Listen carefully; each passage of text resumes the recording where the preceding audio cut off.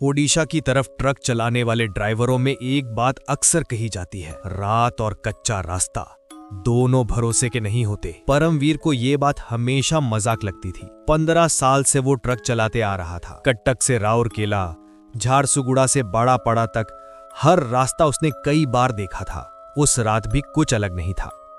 कटक के cold storage से 17 ton meet लेकर उसे झारसुगुड़ा पहुंचना था।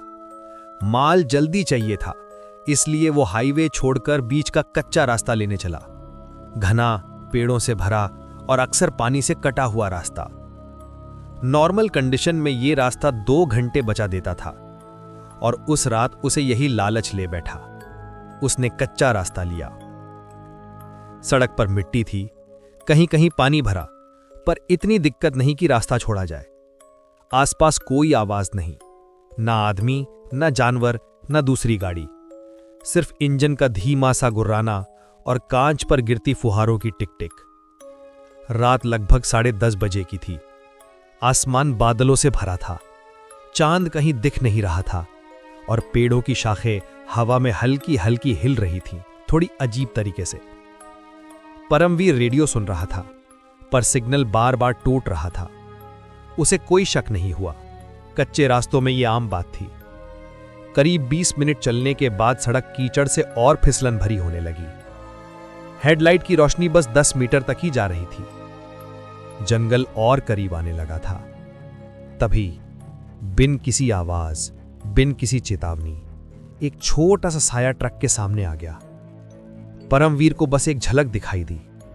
छोटी ऊंचाई, शायद 5-6 साल का बच्चा, और सीधे ट्रक की हेडलाइट में आता हुआ।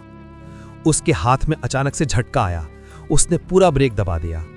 ट्रक फिसलते हुए आगे बढ़ा और फिर एक हल्का सा टक्कर जैसा महसूस हुआ। ट्रक रुक गया।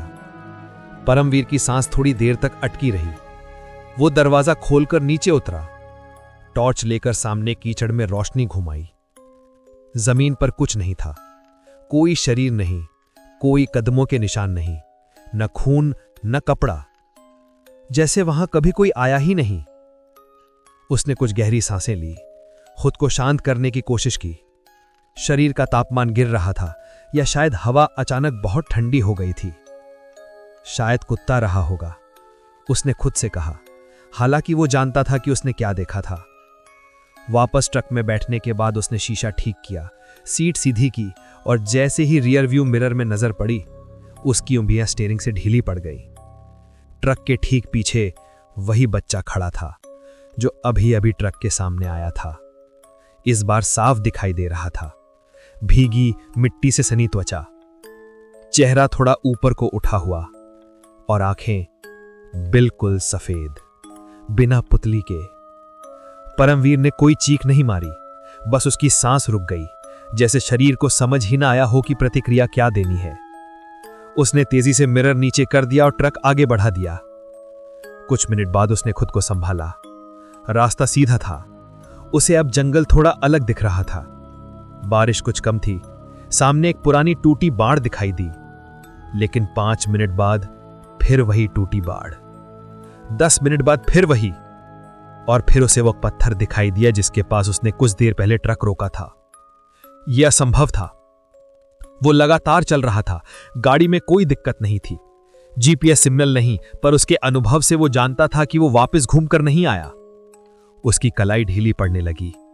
एक गहरी बोझिल बेचैनी ने घेरे में ले लिया, और फिर वही बच्चा सड़क के बीच खड़ा था, इस बार पहले से कुछ करीब।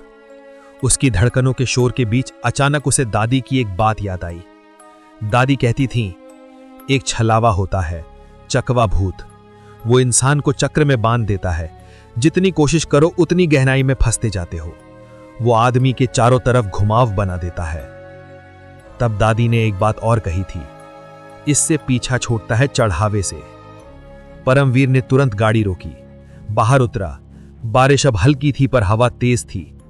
उसने ट्रक का पिछला दरवाजा खोला, एक छोटे से पॉली बैग में कुछ मीट का हिस्सा निकाला।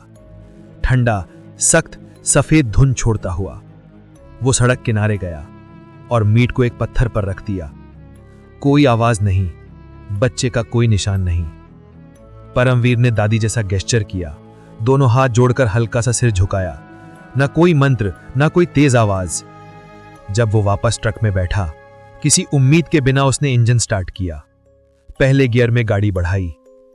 कुछ मीटर बाद उसने आसमान देखा। बादल थोड़े कटे हुए लगे, धुंध हल्की, पेड़ों की बनावट अलग। 10 मिनट बाद वही पत्थर नहीं दिखा।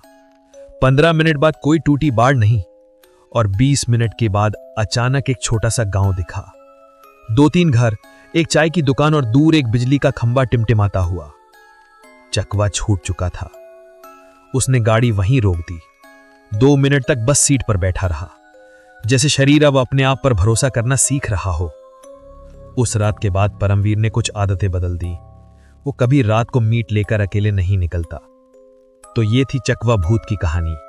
उम्मीद करता हूं आपको पसंद आई होगी। अगर ऐसी ही कहानियां रोज सुननी है तो चैनल को सब्सक्राइब कर दो और जल्दी से कमेंट करके बताओ नेक्स्ट कौन सी कहानी सुनना चाहते हो, क्योंकि जिस कमेंट में सबसे ज्यादा लाइक आएगा मैं वही कहानी लेके आऊंगा, पक्का।